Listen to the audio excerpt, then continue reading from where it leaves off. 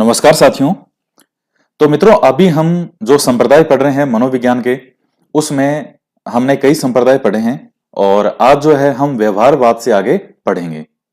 तो व्यवहारवाद को इंग्लिश में क्या कहते हैं? बिहेवियरिज्म। और देखिए, जब मैंने आपको शुरू में यह समझाया था लास्ट के वीडियोज में, जब हमने मनोविज्ञान का विकास पढ़ा था, तो उसमें आपको कई चीजें बताई कि आत्मा का विज्ञान कहा गया, कभी मन का विज्ञान कहा गया, कभी चेतना का विज्ञान कहा गया, और फिर लास्ट में जो है वो व्यवहार का विज्ञान उसे कहा गया। तो वहां भी मैंने आपको क्या समझाया था कि मुख्य रूप से वर्तमान में जो मनोविज्ञान है वो एक व्यवहार का विज्ञान है, और इसमें मुख्य रूप से किसका अध्ययन किया जाता है? व्यवहार का अध्ययन किया जाता है। तो व्यवहारवाद, इसके संस्थापक जो है वो कौन है? जेबी वाटसन। सबसे ज्यादा व्यवहारवाद का विकास करने का कार्य अगर कोई किया है तो वो जेबी वाटसन के द्वारा किया गया था।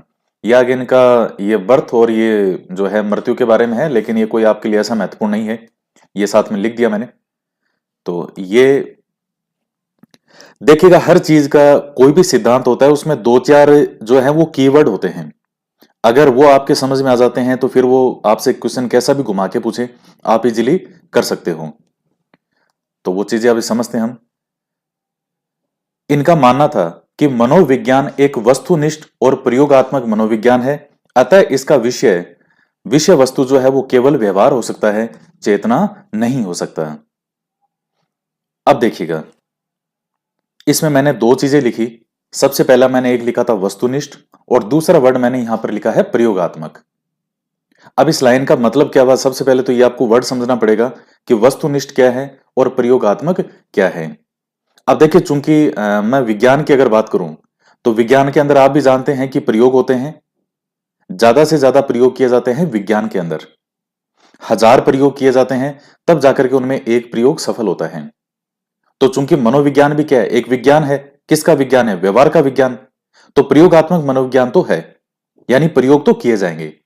और सबसे ज्यादा प्रयोग जो है वो किस सिद्धांत में किए गए हैं? इसी व्यवहारवाद में किए जाएंगे। अब तक जो पीछे और भी सिद्धांत आए हैं, आगे दो तीन और भी आएंगे।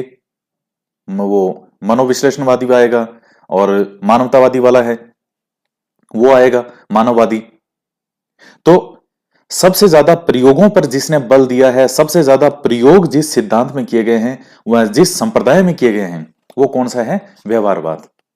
हम आगे देखेंगे, जैसे आप इसमें पढ़ते हैं कि चूहे पर प्रयोग किया गया। ये अलग अलग जो व्यवहारवादी हैं, इसमें कई नाम हैं। पावलाव है, जैसे वाटसन तो है ही है, बाकी जैसे कई समर्थक इनको हम व्यवहारवादी ही कहते हैं। पावलाव है, थार्नडाइक है, स्किनर है, गुथरी है, हल है, बांडुरा है, टोलमैन है। ये कई हैं। जब हम अधिगम के सिद्धांत पढ़ेंगे तो उसके अंतर्गत जो है वो सबसे ज्यादा जो प्रयोग करने वाले कौन है? वो व्यवहारवादी ही है। कोई किस पे प्रयोग कर रहा है? चूहे पे प्रयोग कर रहा है। कोई किस पे प्रयोग कर रहा है? ये जो है कबूतर। कोई कर रहा है बिल्ली पे प्रयोग कर रहा है। तो सब इन्हीं पर, प्राणियों पर ये अलग अलग प्रयोग कर रहे हैं। अब जो प्रयोग है वो ऐसा तो नहीं है कि शेर को पकड़ के लाएंगे और शेर पर प्रयोग करके देखेंगे। ये प्रयोग मुख्य रूप से किस पर करते थे? जो प्राणी होते थे, यानी जो जीव जंतु होते थे, जिनको इजीली ऑब्जर्व किया जा सकता है। बिल्ली हो गया, कबूतर हो गया, चूहा हो गया। तो ये कहते थे कि जिस प्रकार से हम इनका अध्ययन कर रहे हैं, उसी प्रकार से मनुष्य के बारे में भी ये सिद्धांत लागू होते हैं। जो रीट का एग्जाम हुआ था तो उसमें आपने पढ़े होंगे अधिगम के सिद्धांत। तो वहां भी मैंने समझाई थी वो चीजें, सारे अधिगम के सिद्धांत पढ़े थे। यहां भी आपके सिलेबस में है, तो यहां भी हम पढ़ेंगे उनको। तो प्रयोग मुख्य रूप से किस पे किए गए? जीव जंतुओं पे। और कितनी बार प्रयोग किए गए? अलग अलग जो है तरह से प्रयोग किए गए। पावलाव जो है उन्होंने कुत्ते पर प्रयोग किया था, वही कुत्ते की लार, अनुबंधन, भोजन, घंटी, वही सिद्धांत। तो अब एक चीज यहां देखिएगा, जो लास्ट हमने पढ़ा था गेस्टाल्टवाद वाला, तो गेस्टाल्ट थ्योरी है, गेस्टाल्टवाद जो वाले थे वो भी इस सिद्धांत का विरोध करते हैं, व्यवहारवाद का। हालांकि उनका बहुत ज्यादा विरोध नहीं है, थोड़ा सा विरोध है इस चीज को लेकर के कि आप जो चूहे पर प्रयोग कर रहे हो, आप उसको पूरी तरह से मनुष्य पर लागू कैसे कर सकते हो? आपने बिल्ली पर प्रयोग कर लिया, आपने कह दिया कि बिल्ली ऐसा कर रही है, मनुष्य भी इस तरह का करते हैं। आपने इस कुत्ते पर प्रयोग किया कि कुत्ता इस जो है अलग अलग कंडीशन में इस तरह का व्यवहार करता है, तो मनुष्य भी ऐसा करता है। आप उस पर प्रयोग कीजिए जो मनुष्य के कहीं नजदीक है। इसीलिए गेस्टाल्ट वादियों ने जो प्रयोग किया था वो किया था चिंपैंजी पर। ये आगे हम पढ़ेंगे, आगे ये थ्योरी आएगी वो गेस्टाल्ट वादियों की। अभी तो सिर्फ सिद्धांत ही पढ़ा था कि संप्रदाय है क्या। अभी तो इनको डिटेल में पढ़ना है सबको, सबके जो जो सिद्धांत जिसमें जो जो है वो, जिसका जो जो सिद्धांत है डिटेल में वो पढ़ेंगे हम। और उस चिंपैंजी का नाम था सुल्तान। ये सिद्धांत आपने पढ़ा भी होगा रीट के एग्जाम में। तो चिंपैंजी जो है उसका मस्तिष्क मनुष्य के कहीं अधिक नजदीक है बजाय इन छोटे छोटे जीव जंतुओं के।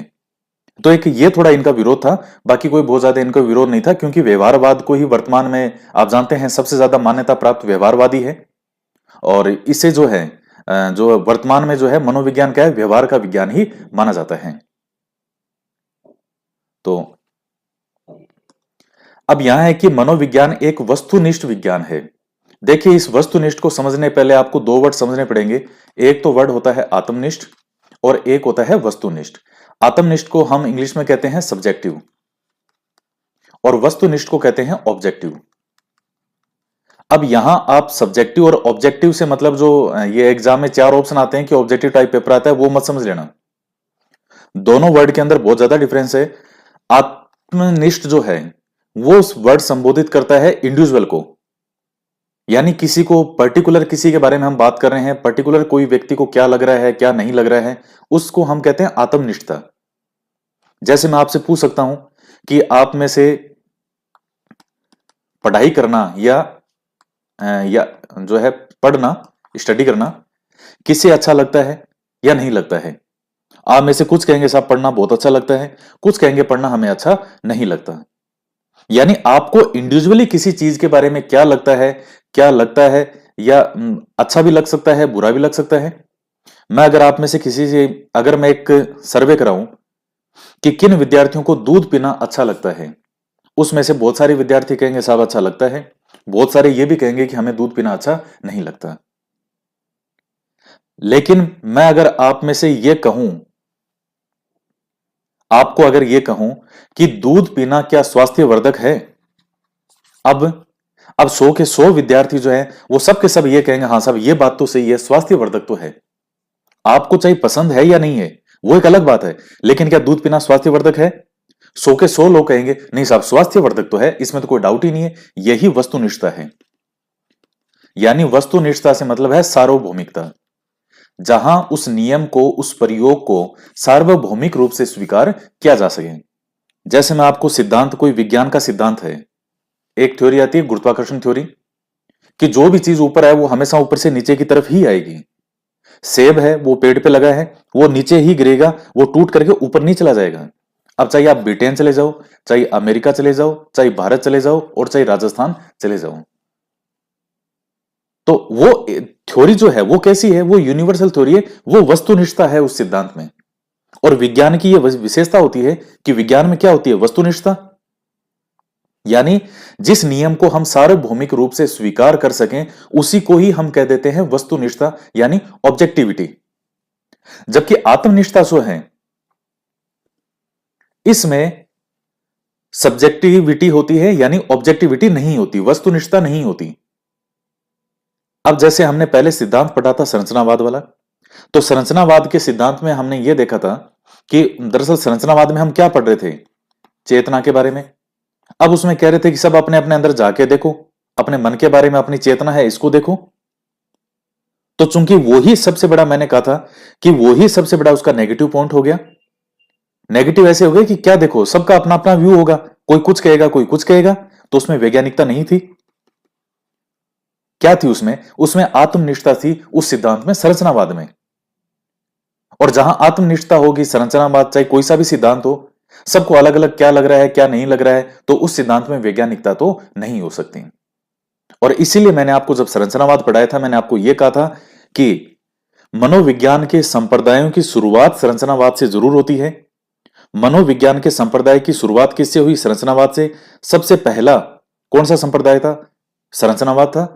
लेकिन आगे जाकर के कुछ समय बाद में धीरे धीरे धीरे जाकर के संरचनावाद सिद्धांत पूरी तरह से ही समाप्त हो गया। क्यों? क्योंकि उसमें कहीं से भी कोई भी वैज्ञानिकता नहीं थी। और व्यवहारवाद को 20वीं शताब्दी, ये जो अभी चल रही है जो 21वीं शताब्दी, ये व्यवहार का विज्ञान इसको क्यों कहा गया है मनोविज्ञान को? क्योंकि पूरी तरह से वैज्ञानिक तरीके से इसमें काम किया जाता है, ऑब्जर्वेशन किया जाता है, यानी निरीक्षण, ऑब्जर्व करना, अवलोकन करना। व्यवहारवाद वो सिद्धांत है जिसमें मुख्य रूप से किस पर बल दिया जाएगा? निरीक्षण पर बल दिया जाता है, ऑब्जर्वेशन करना, ऑब्जर्व करना। कि जैसे मान लीजिए किसी ने ये जो अभी हमने पढ़े थे पावलाव, आगे आएंगे सब थ्योरी आएगी, आप तो अभी तो बस सुनते रहो इनको पूरी तरह से। पावलाव ने कुत्ते पर प्रयोग किया, तो जब वो भोजन सामने आता है, पहले वो घंटी बजाता है, फिर भोजन, फिर जब वो अलग अलग प्रयोग करता है तो उसने हर बार क्या किया? ऑब्जर्व किया, निरीक्षण किया, अवलोकन किया। तो व्यवहारवाद में मुख्य रूप से किस चीज पर बल दिया जाता है? एक तो प्रयोग पर, जो एक्सपेरिमेंट जो ये सब कर ही रहे हैं, कभी कुत्ते पे, कभी बिल्ली पे, कभी चूहे पे, और वो जो प्रयोग किया जा रहा है उस प्रयोग के अंदर क्या किया जा रहा है? निरीक्षण किया जा रहा है, अवलोकन किया जा रहा है। तो ये कई इसमें मेन पॉइंट हैं। और इसके साथ ही इसमें चूंकि इस चीज पे बल दिया जाएगा तो उद्दीपक अनुक्रिया हम ये पढ़ेंगे, जब आगे अधिगम के सिद्धांत पढ़ेंगे तो उसमें हर सिद्धांत में यही आएगा, उद्दीपक अनुक्रिया का सिद्धांत। उद्दीपक अनुक्रिया यानी स्टिमुलस, और अनुक्रिया को कहते हैं रेस्पॉन्स। तो उद्दीपक तो मैंने आपको अब तक उद्दीपक अनुक्रिया के बारे में हमने कई बार चर्चा कर दी। जैसे मान लीजिए मैं आपको उदाहरण बता रहा हूं कि बिल्ली के सामने आपने भोजन रखा, तो वो भोजन किसका काम करेगा? उद्दीपक का, स्टिमुलस। और उस भोजन को देख करके बिल्ली क्या प्रतिक्रिया करती है, क्या रेस्पॉन्स करती है? वो क्या थी? अनुक्रिया।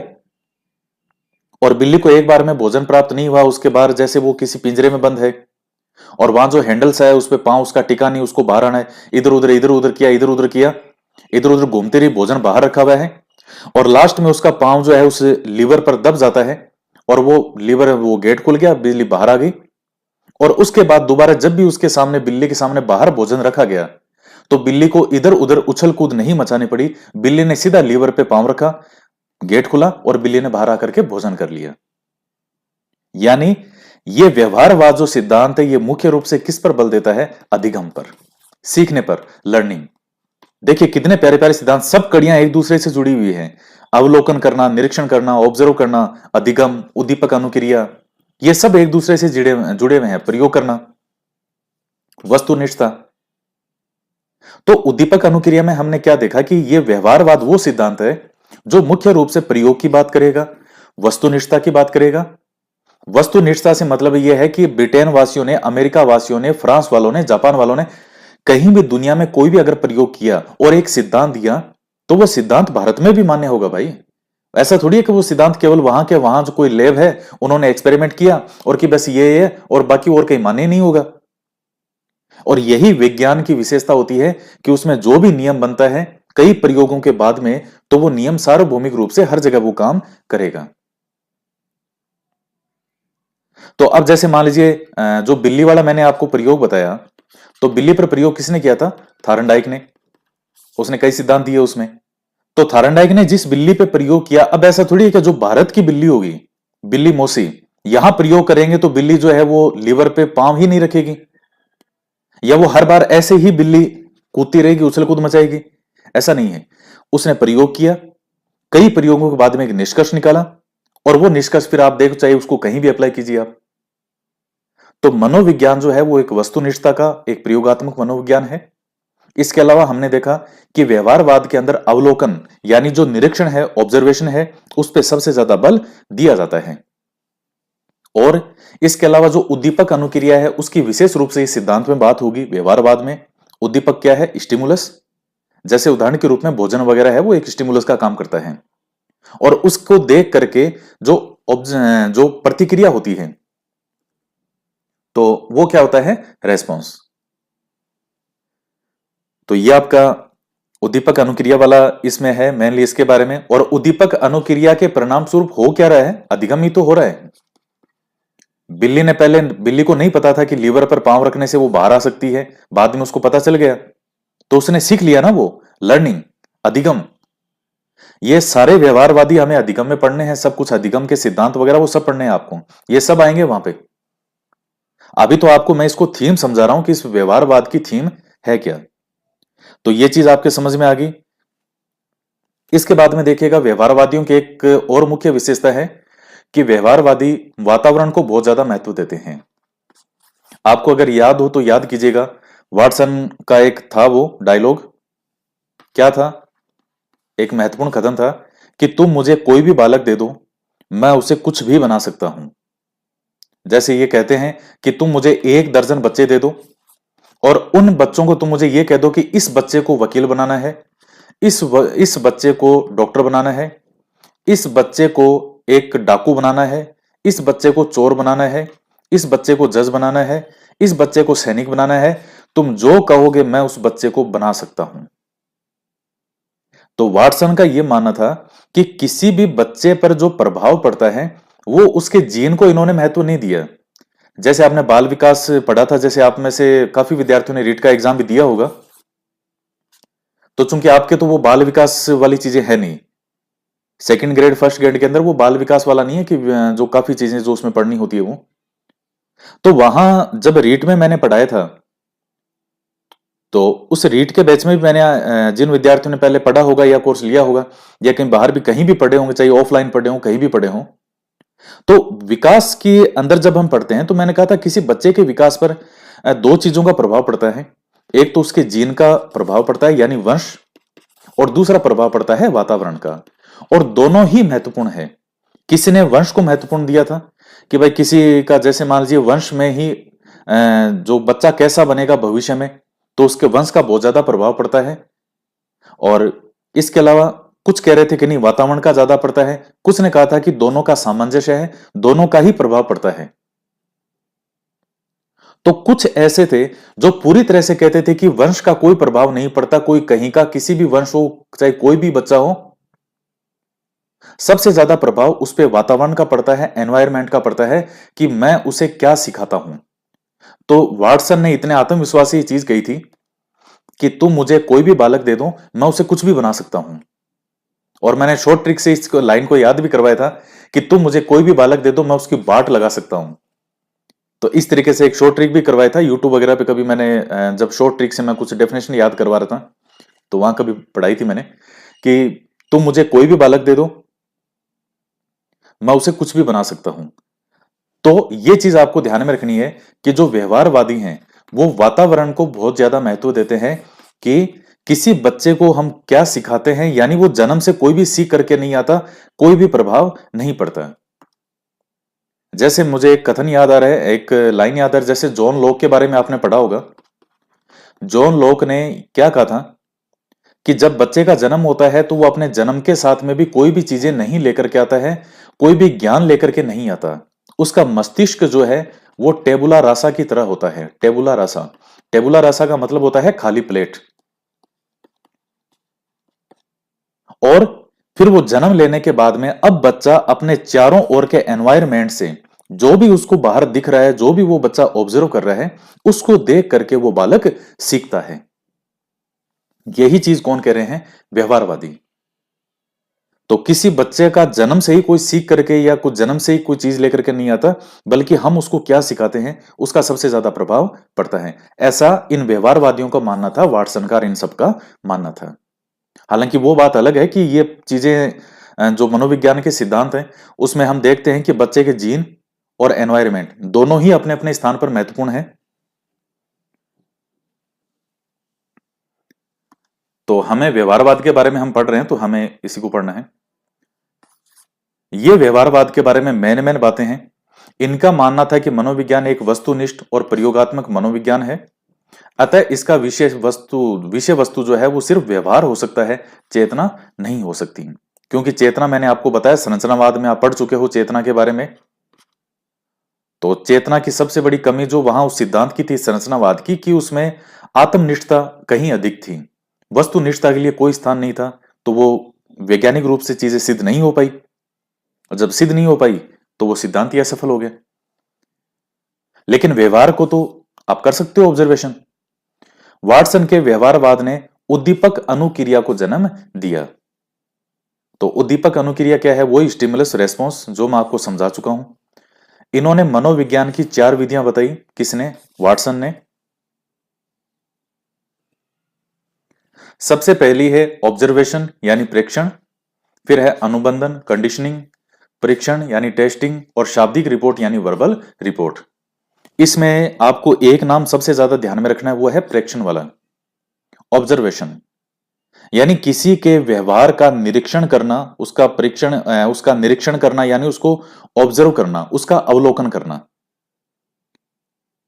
तो ये प्रेक्षण वाला ऑब्जर्वेशन जो मैंने आपको समझाया था अभी, कि मुख्य रूप से ये देखिएगा, यहां मैंने लिखा है कि वाटसन ने मनोविज्ञान की विषय वस्तु के रूप में निरीक्षण योग्य व्यवहार पर बल दिया था। यह निरीक्षण योग्य व्यवहार जो है यही प्रेक्षण है। तो मुख्य रूप से यही सबसे मेन बात है इसमें। बाकी तो फिर ये कई छोटे छोटे नाम है, ध्यान में रख लेना। परीक्षण वही है, टेस्टिंग, प्रयोग वगैरह करना। शाब्दिक रिपोर्ट का मतलब होता है जो वर्बली जो रिपोर्ट होती है बोल करके। और अनुबंधन जो है तो किन्हीं दो विषय वस्तुओं के मध्य जो भी एक बंध बनता है, बॉन्ड होता है, कंडीशनिंग, तो उसके बारे में बात की गई। जब पावलाव थ्योरी हम पढ़ेंगे तो वहां भी अनुबंधन के बारे में आएगा। तो दो चीजों के बीच में है, जैसे मान लीजिए भोजन और घंटी है, तो उस तरह से जो एक उनमें एक अनुबंध स्थापित हो जाता है। तो ये कई अलग अलग चीजें हैं। मुख्य रूप से आपको प्रेक्षण ध्यान में रखना है, ऑब्जर्वेशन। और इसीलिए इस पॉइंट को विशेष रूप से मैंने लिखा है कि मनोविज्ञान की विषय वस्तु के रूप में निरीक्षण योग्य व्यवहार पर बल दिया गया था। और निरीक्षण योग्य व्यवहार जो है हमें नजर आएगा सामने, उसी का ही होगा। वह प्रयोगात्मक विधि को महत्वपूर्ण माना। उनका लेख मनोविज्ञान तथा व्यवहारवादी 1913 में साइकोलॉजिस्ट रिव्यू नामक जर्नल में 1913 में प्रकाशित हुआ था। अब ये कौन से रिव्यू में हुआ था और कब हुआ था ये आपसे नहीं पूछेगा, लेकिन मनोविज्ञान तथा व्यवहारवादी ये आपसे जरूर पूछ लेगा। तो ये आप ध्यान में रख लीजिएगा इसको। फिर बुक्स कौन कौन सी है इनकी, वाटसन की? तो तुलनात्मक मनोविज्ञान का परिचय 1914 में, मनोविज्ञान एक व्यवहारवादी के दृष्टिकोण से, और व्यवहारवाद जो कि 1925 की है। तो ये वाटसन की पुस्तकें हैं, इनको आप ध्यान में रख लीजिएगा। इनका एक महत्वपूर्ण कथन था कि तुम मुझे कोई भी बालक दे दो, मैं उसे कुछ भी बना सकता हूं। तो ये लाइन ध्यान में रख लेना, ये पहले भी आई है। समर्थक, अब देखिए, तुम मुझे कोई भी बालक दे दो, मैं उसे कुछ भी बना सकता हूं, इसका मतलब ये किस चीज को महत्वपूर्ण मान रहे हैं? वातावरण को। कि किसी बच्चे को हम जो सिखाते हैं वही सबसे महत्वपूर्ण होता है। उस बच्चे के अंदर क्या बचपन से योग्यता है या नहीं है, कैसा कुछ नहीं होता, वो कोई ज्ञान लेकर के साथ में नहीं आता है। हम जैसा किसी बच्चे को बनाते हैं वैसा ही वो बच्चा बन जाता है। तो वातावरण का देखिए, वैसे सही में है कि हालांकि ये तो सिर्फ वातावरण को ही महत्वपूर्ण मानते हैं, लेकिन मेरा ये मानना है कि दोनों चीजें महत्वपूर्ण है, और वातावरण भी बहुत ज्यादा महत्वपूर्ण होता है। किसी बच्चे के अंदर चाहे कितनी बचपन से प्रतिभा हो, योग्यता हो, लेकिन अगर उसको सही वातावरण नहीं प्राप्त होता तो फिर वो बच्चा कुंठा या इस तरह की कई चीजों का शिकार हो जाता है। तनाव, डिप्रेशन, इस तरह की चीजें हो जाती हैं। आप में से बहुत से बच्चे या बहुत से विद्यार्थी ऐसे होंगे जिनमें बहुत ज्यादा टैलेंट है। मुझे पता है आप में से कई बहुत ज्यादा टैलेंटेड विद्यार्थी हैं, बालक बालिकाएं दोनों की बात कर रहा हूं मैं आप में। लेकिन हो सकता है कि आपके घर का या आपके आसपास का माहौल उतना बेहतरीन नहीं हो। जो वातावरण की अगर बात करें, आपको उतना मोटिवेट करने वाले लोग नहीं हैं, आपको इस तरह की बातें करें कि आपको लगा कि अब बस, यानी कुछ से देखिए, कुछ विद्यार्थी मतलब मैंने इतनी चीजें देखी है मेरे जीवन में। ऑफलाइन बैचों के अंदर इतने विद्यार्थी देखता हूं, मेरा खुद का जीवन में देखता हूं, मैंने बहुत ऑब्जर्व किया है। ऑब्जर्वेशन मैं बहुत ज्यादा करता हूं, बचपन से ही रहा है, मैं हर चीज ऑब्जर्व करता था मैं, कि हमारे आसपास क्या घट रहा है। कुछ बच्चे इतने ज्यादा टैलेंटेड होते हैं कि उनको थोड़ा सा भी अगर सपोर्ट मिल जाए, यानी मानसिक रूप से अगर थोड़ा सा मेंटली सपोर्ट भी मिल जाए और थोड़ा सा अच्छा वातावरण मिल जाए परिवार का, तो वो बच्चे जीवन में इतना आगे तक कर जाते हैं कि कोई सोच भी नहीं सकता कि वो कहां तक जा सकते हैं। तो वातावरण का वास्तव में बहुत ज्यादा प्रभाव पड़ता है। समर्थक थार्नडाइक, पावलाव, स्किनर, गुथरी, हल, टोलमैन, बांडुरा, ये सब व्यवहारवादी आ गए ये सारे, और बड़े जोरदार जोरदार सिद्धांत हैं, हम आगे पढ़ेंगे। एक से बढ़कर एक महान लोग हैं।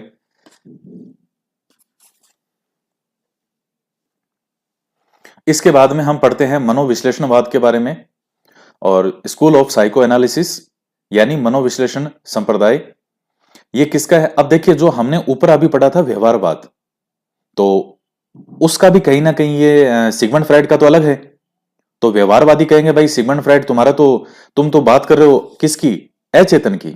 जबकि हम तो उसकी बात कर रहे हैं जो हमें नजर आ रहा है, जो हम ऑब्जर्वेशन करते हैं।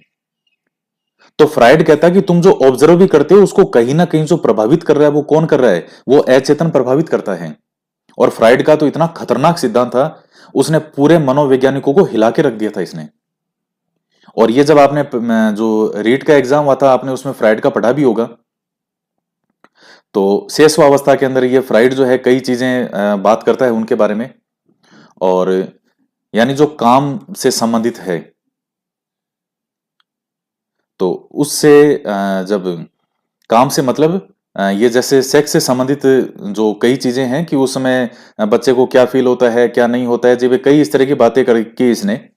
तो पहली बार किसी मनोवैज्ञानिक ने इस तरह की बात की थी, और लोग इसके साथ वाले साथ छोड़ के भागे थे। आगे कभी चर्चा हुई तुम बताऊंगा आगे मैं। और कई इसके जो साथ लोग थे वो कईयों ने इसका साथ ही छोड़ दिया था कि यार फ्राइड का तो दिमाग घूम गया, ये उल्टी पुल्टी बातें करता है। तो फिर नव फ्राइडवादी आए, उसमें फ्राइड की जो बेटी है वो भी थी, जो नव फ्राइड वाले थे। उन्होंने कहा भाई आपको अगर लग रहा है कि फ्राइड ने कुछ गलत बात बोल दी, या आपको लग रहा है नहीं नहीं नहीं ये बात तो नहीं होती है, तो जो चीज आपको सही नहीं लग रही, एक दो कोई बात ऐसी है तो उसको हटा दो, लेकिन बाकी जो सिद्धांत है उसको तो मानो। ऐसा क्रांतिकारी सिद्धांत। तो ये बहुत हिम्मत की बात थी। सिगमंड फ्राइड क्या है, दरअसल एक डॉक्टर ही मान लीजिए, एक जो साइकोलॉजिस्ट होता है उस तरह से। सिर्फ मनोवैज्ञानिक नहीं थे, ये एक डॉक्टर भी थे, मुख्य रूप से डॉक्टर ही थे ये। और इनके पास में जब जो अलग अलग मरीज आते थे, पेशेंट आते थे, तो ये पेशेंट से बैठ करके बातें पूछते थे। हाँ भाई क्या समस्या है? नहीं मेरे ये समस्या। अच्छा फिर और बताओ क्या हुआ था? अच्छा और उससे पहले क्या हुआ, उससे पहले क्या हुआ? तब फ्राइड को धीरे धीरे लगने लगा कि ये जो सामने आते हैं इनकी समस्याओं की जड़ तो कहीं ना कहीं और है। इनके अचेतन मन के अंदर जो चीजें हैं वो चल रही है, जो इनके व्यवहार को प्रभावित करती है।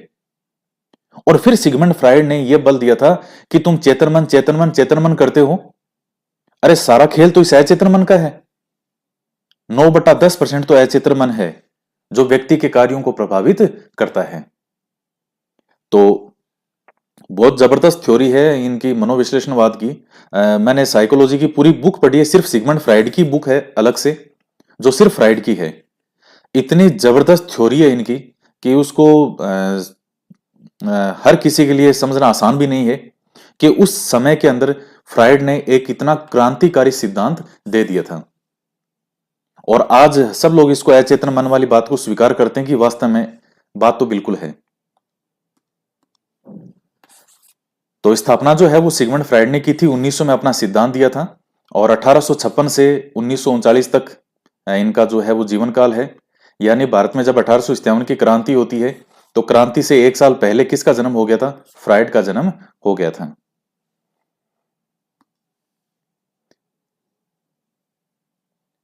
और इन्होंने अचेतन मन पर सर्वाधिक बल दिया है कि हम जो भी कार्य करते हैं या जो भी हमारे असामान्य व्यवहार वगैरह हैं, कई बार इस तरह की घटनाएं होती है, तो उसके लिए कहीं ना कहीं हमारा अचेतन मन जो है वो कारण होता है।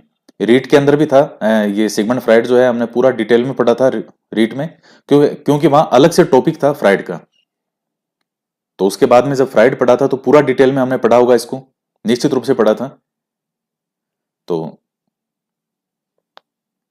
अभी हम सिर्फ सिद्धांत की, सिर्फ संप्रदाय की बात कर रहे हैं कि किस किस संप्रदाय ने क्या क्या कहा। तो अचेतन मन पर इन्होंने सर्वाधिक बल दिया है। सभी तरह के असामान्य व्यवहारों का जो कारण है वो कौन है? अचेतन मन है।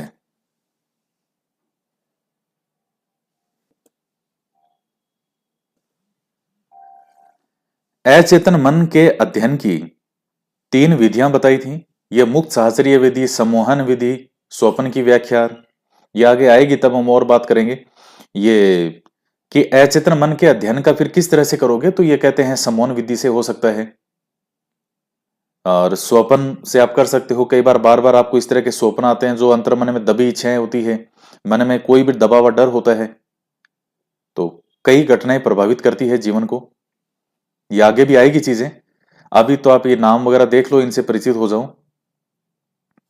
समर्थक जो हैं वो एना फ्राइड हैं, अल्फ्रेड एडलर हैं, एरिक एरिक्सन हैं। तो एना फ्राइड तो इनकी बेटी थी, इनको आप नव फ्राइडवादी भी कह सकते हो, ये जो समर्थक हैं। फ्राइड ने लैंगिक मूल प्रवृत्ति पर अत्यधिक बल दिया था, और ये लैंगिक मूल प्रवृत्ति पर बल दिया, जिसको मैंने अभी आपको काम नाम दिया था, आपने वो पढ़ा होगा जब रीट के अंदर भी ये फ्राइड वगैरह के बारे में आता है कि व्यक्ति जो कार्य करता है मूल में काम जो होता है, लैंगिक मूल प्रवृत्ति, उस पर इन्होंने सबसे ज्यादा बल दिया था। तो जब ये लैंगिक मूल प्रवृत्ति इस पर बात करने लगे तो इनके दो साथियों ने देखा ये फ्राइड को अचानक क्या हो गया, तो फिर वो अलग हो गए, अल्फ्रेड एडलर और ये जो है कार्ल यूंग। जैसे एडलर वगैरह ये पहले इनके साथ में ही थे, और एक कार्ल यूंग भी था, तो ये भी अलग हो जाता है और एडलर भी अलग हो जाता है। तो ये दो साथी इनके अलग हो गए। अब ये कोई आपके लिए ज्यादा महत्वपूर्ण नहीं है, लेकिन फिर भी नाम ध्यान में रख लेना, जैसे एडलर है और कार्ल यूंग। एडलर ने फिर अपना अलग से निकाला व्यक्तिगत मनोविज्ञान, कार्ल यूंग ने नाम दिया विश्लेषणवादी मनोविज्ञान। व्यक्तिगत मनोविज्ञान था, इसमें लैंगिक मूल प्रवृत्ति के स्थान पर इन्होंने शक्ति अभिप्रेरक को माना, पावर मोटिव। और कार्ल यूंग था, इसने संचित अचेतन कलेक्टिव अनकॉन्शियस को माना। अब ये कोई ऐसा नहीं है आपके लिए, आप फैक्ट के रूप में केवल ध्यान में, हमें फ्राइड का ध्यान में रखना है कि मनोविश्लेषणवादी सिद्धांत किसका है, वो फ्राइड का है। वो अचेतन मन पे सबसे ज्यादा बल देता है कि 9/10 भाग है वो अचेतन मन है, और चेतन है वो केवल 1/10 भाग। तो कभी बाई चांस आपसे पूछ ले कि इनके जो दो साथी हैं इनसे अलग हुए, कौन कौन अलग हो गए थे, एडलर यूंग वगैरह अलग हो गए थे, और बस इन्होंने अपना एक अलग से दे दिया कि नहीं एक शक्ति अभिप्रेरक होता है लैंगिक मूल प्रवृत्ति के स्थान पे। और विश्लेषणवादी मनोविज्ञान ही है ये कार्ल यूंग का है।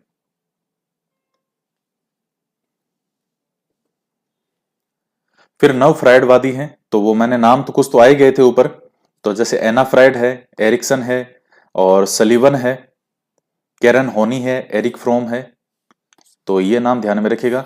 इन लोगों ने ये कहा कि भाई अगर आप इनकी बात को, फ्राइड की बात, सारी की सारी बातों को नहीं मान रहे, आपको लग रहा है कि नहीं कुछ एक दो बातें ये उल्टी पुल्टी बोल रहा है, कुछ कैसे बोल रहे हैं, तो जो नहीं आपको सही लग रही उसको हटा दो, बाकी जो सिद्धांत है उसको तो समझने का प्रयास करो। अचेतन मन वाली बात है तो उस पर करो आगे से आगे प्रयोग। तो इन लोगों को नव फ्राइडवादी कहा गया। जो फ्राइड के सिद्धांत में कुछ सुधारों के साथ में आगे आते हैं वो कहलाए नव फ्राइडवादी। तो ये एना फ्राइड जो है ये तो फ्राइड की बेटी थी, बाद में और आएगी चीजें डिटेल में। अभी तो आपको केवल ये संप्रदाय कौन सा है, किसका है और किसने क्या सिद्धांत दिया। अब है मानवतावादी मनोविज्ञान। तो इसके समर्थक कौन कौन है, अब्राहम मेस्लो और कार्ल रोजर्स। Humanistic psychology. मानवतावादी मनोविज्ञान में व्यक्ति की स्वतंत्र इच्छाओं, आत्मवर्धी और आत्मसिद्धि जो है इस पर बल दिया गया है। तो सेल्फ एक्चुअलाइजेशन यानी देखिए मानवतावादी मनोविज्ञान, अब आप इसको सीधा पढ़ने के बजाय भी अगर आप सिर्फ ये समझो कि इसमें एक टर्म आ रही है मानवता यानी मानव, तो ये सबसे ज्यादा किस चीज पर बल दे रहा है, व्यक्ति पर दे रहा है, मानव पर यानी इंसान पर बल देता है, उसकी उन्नति पर बल देता है, उसकी स्वतंत्र इच्छाओं की बात करता है, उसकी आत्मवृद्धि की बात करता है। एक तरह से मतलब उन्नति से समझ लीजिए आप, और आत्म सिद्धि से मतलब होता है अपने आप में जीवन में उच्चतर स्तर को प्राप्त करना। भाई हर व्यक्ति का जैसे मान लीजिए कुछ प्राथमिक आवश्यकताएं होती है, रोटी कपड़ा मकान, लेकिन वो प्राथमिक आवश्यकताएं तो उसका जीवन नहीं है। हाँ वो प्राथमिक जरूर है, लेकिन वही तो केवल जीवन का अंत नहीं है। और मैस्लो का सिद्धांत आगे पढ़ना है हमें, इसमें सोपान आएगा कि सबसे पहली आवश्यकताएं क्या है, फिर क्या है, फिर क्या है, फिर क्या है, फिर क्या है, और सबसे ऊपर की आवश्यकता क्या होती है। जब व्यक्ति के पास में जैसे गाड़ी कपड़ा मकान रोटी ये सब चीजें आ जाती है, फिर व्यक्ति समाज के अंदर जो है प्रतिष्ठा वगैरह जैसा चाहता है कि भाई समाज में मेरी प्रतिष्ठा हो, लोग मुझे जाने, प्रतिष्ठा भी हो जाती है। फिर उससे भी ऊपर के स्तर पर वो पहुंच जाता है जिसको आत्म सिद्धि एक तरह से आप कह सकते हो, या कह सकते हो कि स्वयं की प्राप्ति, या आप ये समझ लीजिए कि वो व्यक्ति साधु संत तो नहीं होता कि वैसे कपड़े पहनेगा तो ही बनेगा, लेकिन कहीं ना कहीं वो मन से उस तरह की प्रवृत्ति उसकी हो जाती है। तो वो शुरुआत कहां से हो रही है, रोटी कपड़ा मकान से। पहले व्यक्ति अपनी प्राथमिक आवश्यकताओं को पूरा करता है, अब किसी के भूखे पेट है, किसी को रोटी मिल नहीं रही है, आप उसको कह रहे हो आत्म सिद्धि की प्राप्त करो। अरे क्या मुझे भूख लगी है, खाना खाना है भाई, आत्म सिद्धि की प्राप्त करो, कुछ नहीं है जीवन में। तो ये आगे से आगे एक सोपान है इनका, आवश्यकता सोपान का सिद्धांत आएगा, ये आगे भी आएगा। इन्होंने क्या कहा कि मानव का व्यवहार जो है वो व्यक्ति की स्वतंत्र इच्छाओं से नियंत्रित होता है, ना कि अचेतन मन द्वारा। तो अब ये हो गया ना विरोधी, जो ऊपर हमने मनोविश्लेषणवादी पढ़ा। फ्रायड ने यह कहा था कि अचेतन मन व्यक्ति के कार्यों को प्रभावित करता है, और इन्होंने क्या कहा कि व्यक्ति की जो स्वतंत्र इच्छाएं हैं बस उसी प्रकार से व्यक्ति व्यवहार करता है, उन्हीं से नियंत्रित होता है, कोई अचेतन मन का प्रभाव जैसा कुछ भी चीज नहीं है। तो अब आप इसमें डूबने मत लग जाना कि नहीं कैसे नहीं होता, कैसे नहीं होता। ये सब लोग अपने अपने सिद्धांत दे रहे हैं, कोई कुछ दे रहा है, कोई कुछ दे रहा है। तो आपको पढ़ना का अच्छा, किसने, फ्रायड ने ये कहा था, और ये कहते हैं कि नहीं नहीं ऐसा नहीं है। अब जैसे मैं भी मेरा मनोविज्ञान का कोई सिद्धांत दूं, तो मैं भी मेरा सिद्धांत देके मैं कह दूं कि अच्छा ये मानवतावादी ने कहा था, नहीं नहीं इसका भी सही नहीं, स्वतंत्र इच्छाओं से भी नियंत्रित नहीं होता, अचेतन मन से भी नियंत्रित नहीं होता, और एक तीसरी बात मैं नया सिद्धांत देकर कह दूं ये इस तरह से मनुष्य का व्यवहार संचालित होता है, इस तरह से मनुष्य का व्यवहार प्रभावित होता है, और एक नया संप्रदाय बना दूं, हाँ ये देखो ऐसा है। तो ये सबका अपना अपना मत है। तो ये मुख्य रूप से 6 संप्रदाय हम पढ़ते हैं, और इन्हीं के बारे में आपको ध्यान में रखना है। तो मुझे आशा है कि ये आपकी चीजें अच्छे से समझ में आ गई होगी कि किस सिद्धांत में क्या क्या मुख्य रूप से कहा गया है। सबसे पहले हमने कौन सा सिद्धांत देखा था, संरचनावाद देखा। संरचनावाद के बाद में हमने देखा था प्रकार्यवाद वाला, जो विलियम जेम्स का था। संरचनावाद में मुख्य रूप से थे विलियम वुंट और उनके शिष्य थे टिचनर। फिर प्रकार्यवाद देखते हैं जिसमें मुख्य रूप से विलियम जेम्स का नाम आता है। प्रकार्यवाद के बाद में हमने देखी थी गेस्टाल्ट थ्योरी, जिसमें वर्दीमर और ये जैसे कोहलर, कोफकार, ये कई आते हैं। समग्रता पर जो बल देता है, पूर्ण पर, संपूर्णता पर, कि जो पूर्ण होता है वो अपने पार्ट से कहीं अधिक महत्वपूर्ण होता है। इसके बाद में हमने बात की व्यवहार की। इसके बाद में हमने पढ़ा मनोविश्लेषणवाद, और लास्ट में फिर है हमारा मानवतावादी मनोविज्ञान। तो ये 6 संप्रदाय जो हैं ये आपके कंप्लीट होते हैं, और नेक्स्ट जो क्लास होगी तो फिर उसे में आगे और हम हमारे टॉपिक को कंटिन्यू करेंगे। तो आप इन वीडियो लेक्चर को हमेशा से बार बार देखते रहो, इनका बार बार रिवीजन करते रहो। इनके अंदर बहुत कुछ है, और मेरे द्वारा लिखा गया एक एक वर्ड आपके लिए रामबाण है, जो भी मैंने टॉपिक लिखा है। अब यहां मैंने लिख दिया समर्थक में ये, तो अब आपके लिए रामबाण है ये लाइन लिख दी, तो इस लाइन को घोट जाना, काचे ये लाइन लिखी थी मैंने, ये लाइन लिखी थी, काचे इस लाइन को घोट के पी जाना, काचे ये लाइन इसमें लिखी है। तो मैं क्योंकि नोट्स में और डेली का इनको नोट्स को आप साथ में जो है इनको लिखते रहा करूं। जब भी पीडीएफ अपलोड करता हूं, या तो उस दिन या नेक्स्ट डे मान लो एक साथ अपलोड कर दी, या 2 वीडियो के बाद अपलोड कर दी, तो जब भी अपलोड करते हैं तो उसको नोट्स को साथ में नोट डाउन करते जाओ। और बाद में भविष्य में कभी कुछ एक्स्ट्रा चीज सुनने को मिले, या जैसे मान लो कुछ और अच्छा आपको पॉइंट मिल गया, या आपको कहीं कोई और अच्छी चीज लगी, तो वो आपने साथ में ऐड कर ली। अब जैसे ये नोट्स मैंने लिखे हैं, तो इसमें आप ये देखिएगा कितनी खाली जगह मैंने छोड़ी है। अब मैं चाहूं तो इन नोट्स में मैं कोई भी अपडेट कर सकता हूं, मैं इसमें कोई भी नई चीज मुझे मिली, या किसी भी स्टेट के अंदर कोई भी एग्जाम हुआ उसमें कोई इस टॉपिक से जुड़ा हुआ एक नया क्वेश्चन मुझे देखने को मिला, तो मैंने उस टॉपिक को कहीं पॉइंट को यहां ऐड कर दिया। मैं यहां लिख सकता हूं, यहां लिख सकता हूं, यहां लिख सकता हूं। ये बीच में इतनी खुली खुली जगह है, मैं कहीं भी उसको ऐड कर सकता हूं। ये देखिए इस तरह से मैं कहीं भी उसको ऐड कर सकता हूं। तो आपको भी इसी तरह से खुले खुले लिखना है, आपको ऐसे नहीं लिखना है कि आप 2 लाइन के अंदर सारा ये मानवतावादी मनोविज्ञान को खत्म ही कर दूं। तो इस चीज को ध्यान रखना, और आपको मजे आ जाएंगे जिस दिन आप पेपर दे के आओगे। याद रखना मेरी बात, मैं फिर से कह रहा हूं, पूरी निष्ठा से पढ़ाई करते रहना। मैं जो पढ़ा रहा हूं वो बहुत कुछ है। आप कई ऑथेंटिक किताबें जो ला करके पढ़ोगे, तब आपको समझ में आएगा, अरे सर ने इस किताब में से भी ये चीज लिए, इस किताब में से भी ये चीज लिए, क्योंकि कोई एक किताब में से तो है नहीं, इतनी अलग अलग ऑथेंटिक पुस्तकें हैं। और उन सब किताबों से जो चीजें मुझे सबसे महत्वपूर्ण आपके लिए लगी, वो मैंने आपके लिए लिखी है। तो बस इसी प्रकार से आराम से पढ़ते रहो, और आगे नेक्स्ट जो है टॉपिक को हम कंटिन्यू करेंगे। तो आज के वीडियो में इतना ही। तो मिलते हैं नेक्स्ट क्लास में आगे नए टॉपिक के साथ। जय हिंद, जय भारत।